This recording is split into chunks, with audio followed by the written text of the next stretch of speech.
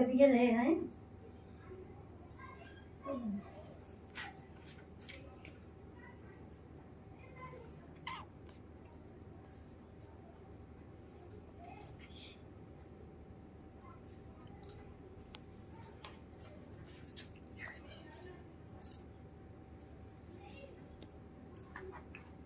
माचिस और माचिस क्या क्या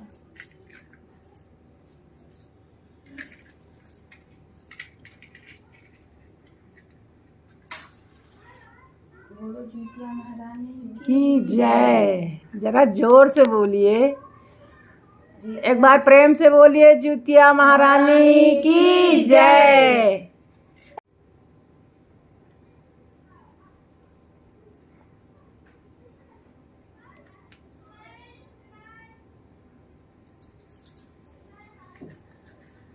ज्योतवाहन बाबा की जय।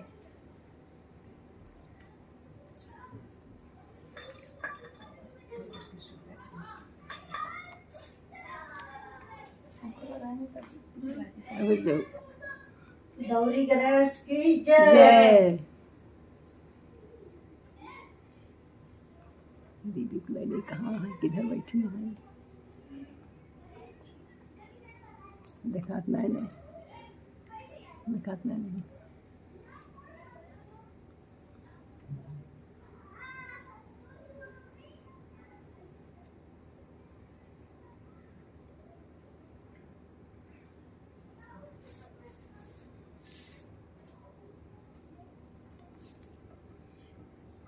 और वो भी थोड़ा सा आगे से इनके फेस ले लो, फेस ले फेस।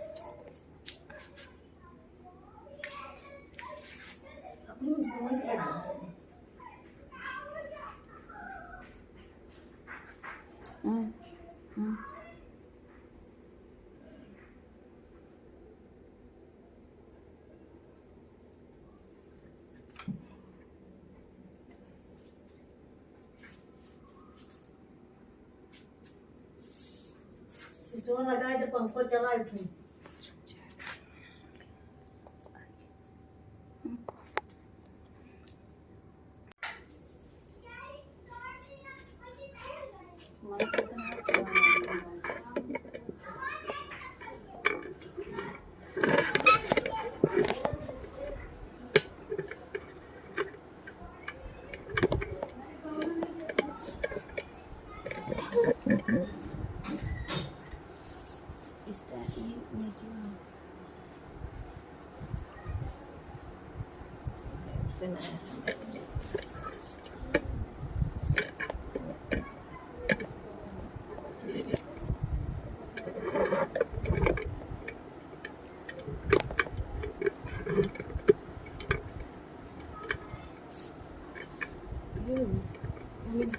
की तबीयत लाइक की तबीयत उठा ला इधर तक कहानी चाची सुना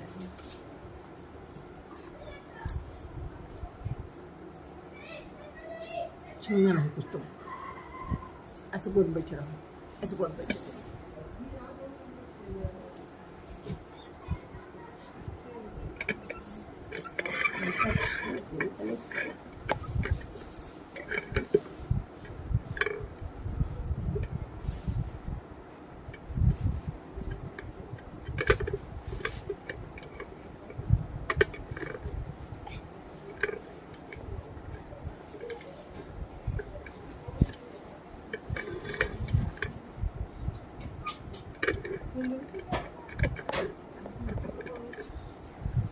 ये बच्ची है पट्टी का है ना।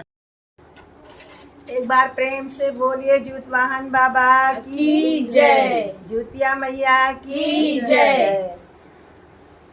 आज बहुत ही पावन दिन है जो कि पितृपक्ष में मनाया जाता है। ये अश्विन मास की कृष्ण पक्ष में सप्तमी के दिन से नहाए खाए का व्रत है। इसमें महिलाएं जो हैं नहाए खाए करके व्रत रहती हैं, और ये वही महिलाएं रहती हैं जिनके संतान होती है। और जो महिला श्रद्धापूर्वक इस व्रत का निर्वाह करती है, श्रद्धापूर्वक इस व्रत को करती हैं, उनके पुत्रों पर, उनके बच्चों पर कभी भी कोई विपत्ति नहीं आती है। और उनको संतान कष्ट कभी नहीं सहना पड़ता है। इसी से संबंधित एक मैं कहानी कहने जा रही हूँ आज जितवाहन बाबा की और जितिया मैया की। तो जितिया मैया की कहानी में देखिए, जो मनुष्य है वो तो श्रद्धा से पूजा करते ही हैं, लेकिन सोचिए कि एक चिड़िया, एक पक्षी जिसने इतने श्रद्धा से पूजा किया कि माता उसके ऊपर इतनी प्रसन्न हो गई, उसके सभी संतानों को उन्होंने दीर्घायु प्रदान की। और उसी जगह एक सियारिन जो है उसने घात किया। उसको ये नहीं पता था कि जो घात मैं कर रही हूँ वो माता से छिपा नहीं है, वो सब देख रही हैं। तो चलिए कथा की ओर बढ़ते हैं। एक नर्मदा नदी के किनारे एक वृक्ष था जिसमें एक चील अपना घोंसला बनाकर अपने बच्चों के साथ रहती थी, और उसी पेड़ के सामने एक छोटा सा खोड़र था जिसमें एक सियारिन रहती थी। दोनों के ही बच्चे थे। तो दिन भर ये लोग अपना खाना पानी ढूंढती, खाती पीती और बच्चों के लिए लेकर के चली आती थी। पुकारी भरती जाइएगा भाई। हाँ।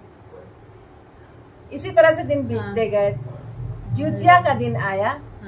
तो इसमें बहनों नदी, जहाँ तक हो सके नदी, तालाब, पोखरे में ही स्नान करके ही पूजा पाठ करना चाहिए। तो इस चील ने बहुत सारी महिलाओं को देखा कि ये सब नदी में जो है पूजा नहा रही हैं, डुबकी लगा रही हैं। तो उसने सियारिन से कहा कि सियारिन बहन, ये नदी में देखो क्या हो रहा है, यहाँ बहुत सारी औरतें आई हैं और सब डुबकी लगा लगा के नहा रही हैं, तो जाओ देख आओ। कहीं कि बहन, चिलोरी बहन, मैं हूँ सियारिन, और वहाँ मनुष्यों के बीच में जाऊंगी तो सबसे पहले मेरी टांग तोड़ दी जाएगी मार मार के, और मुझे भगा दिया जाएगा। हो सकता है मुझे मार भी डाला जाए, क्योंकि मैं बदनाम हूँ मांस खाने के उसमें। तो क्यों ना तुम ही चली जाओ। तो कहीं मुझे पेड़ से उतरना पड़ेगा, फिर थोड़ा ताकत लगा के उड़ना पड़ेगा। ठीक है, मैं चली जाती हूँ। अब वो वहाँ पे गई, छुप करके खोड़र के पास पेड़ के पीछे छिप करके उसने पूरी कहानी सुनी, देखी। तो उसके मन में जितिया माता के प्रति बहुत श्रद्धा हो गई कि मेरे भी बच्चे हैं, माता रानी मेरे बच्चों को भी लंबी उम्र दे। तो लंबी उम्र दे माता रानी हमारे बच्चों को। आई वहां से। तो कही कि अरे बहन, सियारिन बहन, ये बहुत अच्छा व्रत है, क्यों ना हम लोग भी इसको किया जाए। हम लोग के भी बाल बच्चे हैं, माता रानी हम लोग के ऊपर भी दया करेंगी। तो कहीं कि कैसा व्रत है, कैसा व्रत है ये, बताएं कि ये बच्चों के लिए है। इसमें ये व्रत करने से बहुत लंबी उम्र प्राप्त होती है। चलो हम लोग किया जाएगा।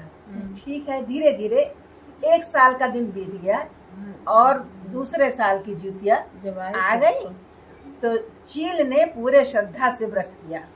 उस दिन एक रात पहले, जिस दिन नहाए खाए का व्रत था, उस दिन उसने दाना वगैरह ले आकर के अपने बच्चों के पास रख दिया और बता दिया कि बेटा कल मेरा व्रत रहेगा, कल मैं तुम्हें अपने मुंह से दाना नहीं खिला पाऊंगी, तुम लोग अपने से खा लेना। बच्चों को समझा दिया और सियारिन ने भी रात में ही मांस वांस ला के रख दिया कि तुम लोग ऐसे से खा लेना, मेरा व्रत है। अब व्रत दोनों लोगों ने रखा। तो जब वहाँ महिलाएं पूजा करने लगे थी, ये दोनों अपना साड़ी धोती जैसा भी जो भी श्रृंगार कर सकती थी सब करके गई बैठी, पूजा सुना उन्होंने। अब लोग शाम होती गई, इसकी पूजा तो गोधूली बेला में होती है। तो दिन तो किसी सूरत बीत गया उस सियारिन का, लेकिन अब वो जो है उसको महक आ रही थी मांस की और भूख उसको लग रही थी। अब वो जल्दी जल्दी पूजा खत्म हुई। दोनों लोग वो अपने खोड़र में आ गई, वो अपने पेड़ पे, और पूरी रात वो चील जो है चिलोरिन, वो जितिया माता का ध्यान करती रही, उनका जयकारा लगाती रही। लेकिन सियारिन जो है वो अपने खोड़र से बार बार परीक्षा ले रही थी उसकी चील की, चिलोरी बहन जग रही हो कि सो रही हो? कह नहीं बहन जग रही हूँ और माता रानी के ध्यान में हूँ कि हमारे बच्चों को लंबी उम्र दे। तुम क्या कर रहे हो? बहन कट रही है मेरी भी, ऐसे जग ही रही हूँ मैं। तो 2-3 बार उसने पूछा। तो चिलोरिन को शक हुआ कि ये देख रही है कि हम लोग जग रहे हैं कि नहीं, तो उसने अपने बच्चों को मना कर दिया कि अब जब आवाज आएगी तो मत बोलना। फिर थोड़ी देर बाद आवाज आई तो नहीं बोले ये लोग। अब सियारिन जान गई कि ये लोग सो गए हैं और धीरे से अपने क्वार्टर से निकली तो एक अधजली लाश शमशान में पड़ी थी, जो एक दिन पहले उसने देख लिया था, बारिश के कारण जल नहीं पाई थी। उसकी महक से एकदम विचलित होने लगी वो, और उसने गई वहां, जम के उसने अपना भोजन किया और आई अपने फोड़र में फिर से बैठ गई। अब चिलोरिन तो रात सब देख रही थी लेकिन कुछ बोली नहीं, वो माता रानी के ध्यान में मगन थी। और सुबेरे होते ही वो अपना फिर पोखर पे गई, वैसे इसने स्नान किया। और अब भाई कहाँ से प्रसाद वो लाएगी, तो जो महिलाओं ने पूजा की थी, जो झरा झुरा प्रसाद वहाँ रखा था, उसको उसने उठा करके खा लिया। तो बहनों, दिन बीतता गया, जिसकी जीवन है उसकी मृत्यु भी होगी।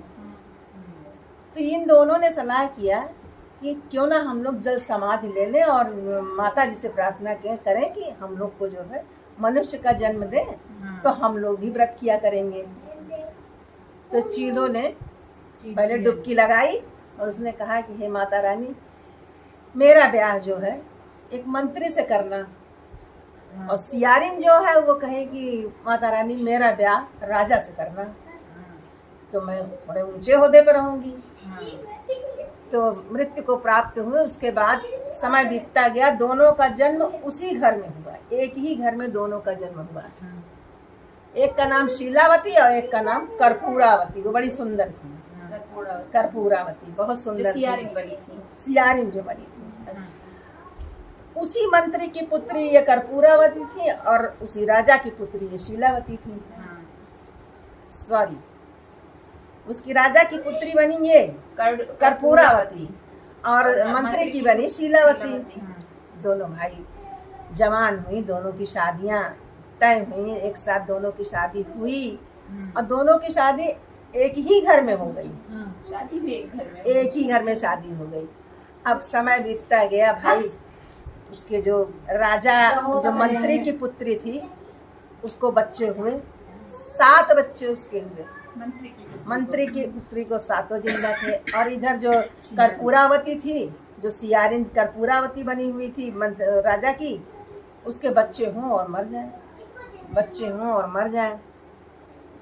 उसको बहुत जलन हुई। उसने अपने मंत्रियों से कहा कि इसके बच्चों को ले जा करके, जो मंत्री के नाती होते हैं, इसको जंगल में ले जा करके इनका सर काट दो।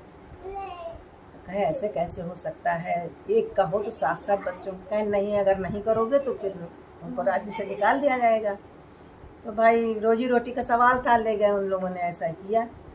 लेकिन माता रानी की कृपा से वो बच्चे फिर से जीवित हो गए और 7 बच्चे घर लौट आए। उसके बाद राजा साहब आए। तो राजा साहब, ये मंत्री, हाँ राजा साहब आए। राजा साहब से ये पूछने लगी कर्पूरावती कि जो है मेरे बच्चे नहीं जिंदा होते, साथ ही दोनों के बच्चे रहते हैं, उनके बच्चे जिंदा हो जाते हैं। तो आज मैं पानी तभी पीऊँगी जब आप इन 7 का सर काट करके और मेरे सामने ला करके रखेंगे, तभी मैं पीऊँगी पानी। अब राजा बड़े असमंजस में, लेकिन जानती हैं बहनों, स्त्री जिद के आगे हर कोई झुक जाता है। तो राजा भी झुके और उन्होंने जैसा कहा था रानी ने वैसा ही किया और ला करके बड़े बड़े संदूकचे में सर को बंद करके और दिया, उनको रख दिया। अब उन्होंने खोल के देखा नहीं और कहा कि अपने नौकरों से कि ये 7 बक्से जो है जाओ शीलावती को दे आओ, कर्पूरावती को दे आओ। तो मंत्री की पुत्री जो थी उसके यहाँ गए ससुराल में और 7 बक्सा रख के आए। जब 7 बक्सा रखे, जितवाहन बाबा सब कुछ देख रहे थे। तो जिसका कोई नहीं होता है उसका भगवान होता है। वो असहाय मंत्री की पुत्री बेचारी बहुत ज्यादा वो भी नहीं कर रही थी। तो इन्होंने संदेशा भिजवाया जो राजा की पत्नी बनी थी कर्पूरावती, शीलावती के पास कि आओ हमारे घर, तुमको हम गाड़ी भेज रहे हैं, तुम हमारे घर आओ मिलने। मंत्री जी उनके पतिदेव बोले जाकर कि रानी साहिबा ने आपको ऐसे ऐसे बुलाया है। उन्होंने कहा कि ऐसा है कि मैं जिस स्तर की हूँ, मैं गाड़ी घोड़े लायक नहीं हूँ, मैं पैदल ही जाऊंगी।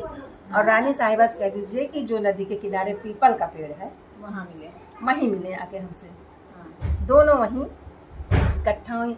इत्तेफाक देखिए कि ये वही पेड़ था जिस पे वो चील बैठती थी और वो सियारिन का कोड़ा था। वहाँ दोनों ने मिलन किया और पूछा कि बताओ ये तुम्हारे बच्चे कैसे जो है रह जाते हो, मेरे नहीं रहते हैं। इसी बात को पूछने के लिए बुलाया है मैंने। तो वो कहने लगी, जो मंत्री की पुत्री थी, कि बहन याद करो अपना पहले का जन्म। मैं थी एक चील और तुम थी सियारिन। तुमने धोखे से मांस खा लिया था और जितिया मैया का अपमान भी हुआ इससे, जो कि निर्जला व्रत रहा जाता है। और मैंने पूरी रात जो है ऐसे ही काटी और सुबह जूठन जो प्रसाद का गिरा था उससे मैंने अपना पारण किया था। तो मेरे बच्चों पर कृपा बनाए रखी और जूतवाहन बाबा तुम्हारे बच्चों पर कृपा नहीं बनाए रखी। तो फिर से प्रार्थना करो कि अगले वर्ष जब जितिया आएगा तो तुम पूरी श्रद्धा के साथ व्रत रखोगी। तो व्रत अगले वर्ष उन्होंने पूरी श्रद्धा के साथ व्रत रखा और उसके बाद दोनों के एक संतान हुई और दोनों की संतानें जिंदा रहीं। शीलावती को एक पुत्र और हुआ, वो भी जिंदा रहा। तो जूतवाहन बाबा जिसके ऊपर दया कर देते हैं वो सब चीज से परिपूर्ण हो जाता है, धन धान्य से घर बार सब भरा रहता है। और आज भी लोग देखिए, सब लोग कहते हैं कि चीलों के साथ सब कोई, सियारिन के साथ कोई नहीं, उसकी घात से। तो एक बार प्रेम से बोलिए जूतवाहन बाबा की जय, जुतिया मैया की जय। जैसे मैया सबका कल्याण किए हैं वैसे हमारी बहुरानी का भी कल्याण करें और इस परिवार पर अपनी कृपा बनाए रखें। धन धान्य से घर भर भरा रहे और साथ में हमारा भी घर भर भरा रहे। बोलिए जुतिया महारानी की जय।